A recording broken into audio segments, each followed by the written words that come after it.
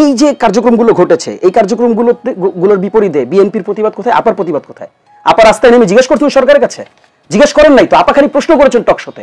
অথচ আমি আপনাকে একটু স্মরণ করাই দিই, এই যে আওয়ামী লীগ নিষিদ্ধের যে আন্দোলন, আপনি একটু স্মরণ করেন তো, এই আন্দোলনটা কোনটাকে বেস করে শুরু হয়েছে? এই আব্দুল হামিদ যে দেশ থেকে চলে গেল, এটাকে কাউন্টার করা, এটার জবাব চাওয়ার ক্ষেত্রেই কিন্তু, জবাব চাওয়া থেকেই কিন্তু এই আন্দোলনের শুরু হয়েছে। কাজেই আপনি যেই বাইনারিতে আমাকে ফেলতেছেন, আপনি যেই প্রশ্ন আমাকে করতেছেন, ওই প্রশ্নে আপনি জর্জরিত। আপনাকে উত্তর দিতে হবে যে আপনি কেন আব্দুল হামিদ পালায় যাওয়ার পর রাস্তা নামেননি। আমরা তো ইন্টারিমের কাছে জব চেয়েছি, আমরা তো ইন্টারিমের কাছে আমরা স্লোগান দিয়ে বলেছি যে ইন্টারিমকে এটা জব দিতে হবে। ইন্টারিম মানে ইন্টারিম জব দিতে ঊর্ধ্বের কোনো সরকার না। ইন্টারিম আমাদের কাছে মানে অ্যাকাউন্টেবল। কাজে ইন্টারিমকে এই প্রত্যেকটা যে যতগুলো নাম আপা উল্লেখ করেছেন, এরা তো আমাদের কেউ বন্ধু না। আপাদের বন্ধু হইতে পারে, আমি জানি না, তা আমাদের তো কেউ বন্ধু না। আপা যদি বিএনপিকে রিপ্রেজেন্ট করে থাকেন, তাহলে মির্জা ফখরুল আজকে যেটা বলছেন যে সারা দেশের মানুষ আওয়ামী লীগকে চায় না, তাহলে আমি এই প্রশ্নটা করতে চাই, তাহলে মির্জা ফখরুলকে কোন দেশের মানুষ বলে দিয়ে গেছে যে আওয়ামী লীগকে তারা চায় না? মির্জা ফখরুলের কাছে যেই জনগণগুলো, যেই মানুষগুলো বলে দিয়ে গেছেন, আমাদের কাছেও সেই জনগণ, সেই মানুষরাই বলে। আপনি আমাকে বলেছেন যে এক সেকেন্ড, আপনি আমাকে বলেছেন আওয়ামী লীগ আমার বন্ধু হতে পারে। আচ্ছা, যেহেতু আপনি আমাকে একটু ব্যক্তিগতভাবে প্রশ্নটা করলেন, আমি আপনাকে একটা ব্যক্তিগত প্রশ্ন করি, আপনার বয়স কত?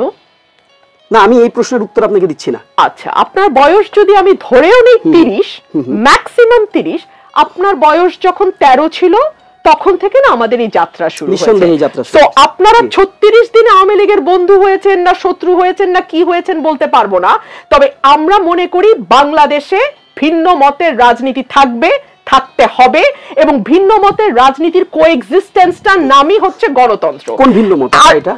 সেটা ভিন্ন মতটা কোনটা? সেটা সেই ব্যাখ্যাটা আপনাকে আমি দেব না। এটা তো টকশোর ব্যাখ্যা দেবেন না। আপনার বয়স যেমন আপনি বলেন, এটা ব্যক্তিগত প্রশ্ন, আমি ব্যক্তিগতভাবে বলেন আওয়ামী লীগ আমার বন্ধু হতে পারে, আপনি যেমন বলতে পারেন আওয়ামী লীগ আমার বন্ধু হতে পারে, তো এটা মিডিয়াতে জিজ্ঞেস করতে পারেন আমার বন্ধু হতে পারে। আমি আপনাকে এই প্রশ্ন করতেই পারি যে আওয়ামী লীগের ডিসকাশনে আমি জিজ্ঞেস ছিল সম্ভবত তখন থেকেই আমাদের এই যাত্রা। আর ইন্টারিমটা জনগণ এটার উত্তর দিবে। ইন্টারিমটা কে? মাহফুজ সাহেব আর আসিফ সাহেব আর নাহিদ সাহেব কয়েকদিন আগ পর্যন্ত ইন্টারিমের, নাহিদ বের হওয়ার সাথে সাথে মাথায় হাত বুলিয়ে বলে তুমি বাংলাদেশের পরবর্তী প্রধানমন্ত্রী। এই ইন্টারিমটা কে? যাদের পিএস স্টুডেন্ট অবস্থায় ঢুকে, মানে স্টুডেন্ট অবস্থায় উপদেষ্টা হওয়ার পর পিএস 8 মাসে 400 কোটি টাকা নিয়ে বাইর হয়। এই ইন্টারিমটা কারা? ইন্টারিমটা আসলে কাদের নিয়ে হয়? যে ইন্টারিমের প্রধান আমাদের এনসিপি নেতাদের পিছনে হাত দিয়ে বলে, বিদেশি গণমাধ্যমকে সাক্ষাৎকার দিয়ে, যে তোমরা যদি দেশের ভার না নাও তাহলে তো এই জুলাই স্পিরিটটা পানিতেই ডুবে যাবে। এই ইন্টারিমটা আসলে কারা ভাই? এই ইন্টারিমটা আসলে কারা? আমি সেটা জানি না, বুঝতে পারছি না ইন্টারিমটা কারা। ইন্টারিম আব্দুল হামিদকে উড়ে যেতে দেয়। তাসিন প্রশ্ন করছে যে আমরা তো সেটার বিরুদ্ধে দাঁড়িয়ে বলছি আওয়ামী লীগ নিষিদ্ধ করো। একজন অপরাধীকে অপরাধীও বাদ দেন, ওনার নামে মামলা আছে কি নাই? মামলা থাকা মানেই হলো সমস্ত বন্দরগুলোতে, স্থলবন্দর, নৌবন্দর এবং বিমানবন্দরে তার একটা সফট কপি চলে যাবে। নিষেধাজ্ঞা ছিল।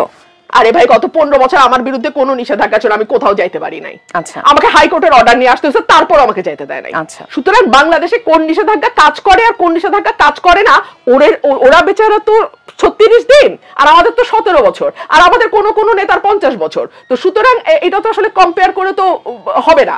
তো এই যে বিমানবন্দর পার হওয়া না হওয়া যে সরকারের ইচ্ছাধীন, এগুলোর ভুক্তভোগী তো আমরা।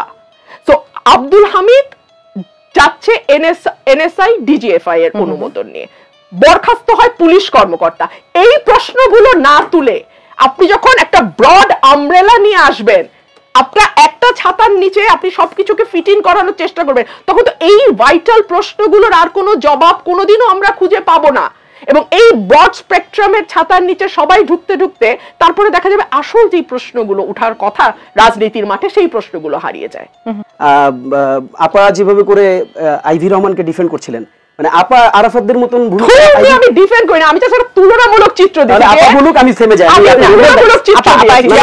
হামিদ পার হয়ে যায়, তাহলে ওই রাতে কেন আবার তাকে গ্রেফতার করা না? আপা বলুক, শেষ হলে তাহলে আমি আপনি তুলনামূলক চিত্র দিছি, তাহলে আপা আপনি বলেন।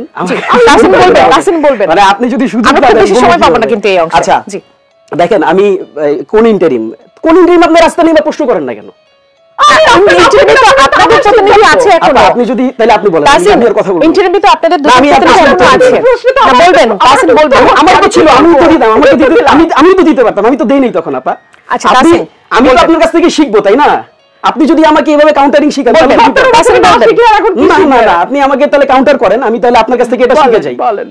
আমি এটা শিখতে চাই যে আপনি কাউন্টার দিতে থাকবেন, আমিও কাউন্টার দিব। আচ্ছা দেখেন, আমি আপাকে কিন্তু প্রচন্ড রকম শ্রদ্ধা করি, আমি এই কথাটা মানে আগেও বলছি। আপা বারবার রেগে যান আমার উপর, আমি জানি না কেন রেগে যান। আমি আপনাকে বলি, আইভি রহমানকে আপা যেভাবে করে বলছেন, ডিফেন্স শব্দটা উঠায় নিলাম। আপা বলছেন যে একা তিনি দাঁড়ায় ছিলেন নারায়ণগঞ্জে, তিনি শামীম ওসমানের বিরুদ্ধে একা লড়েছেন।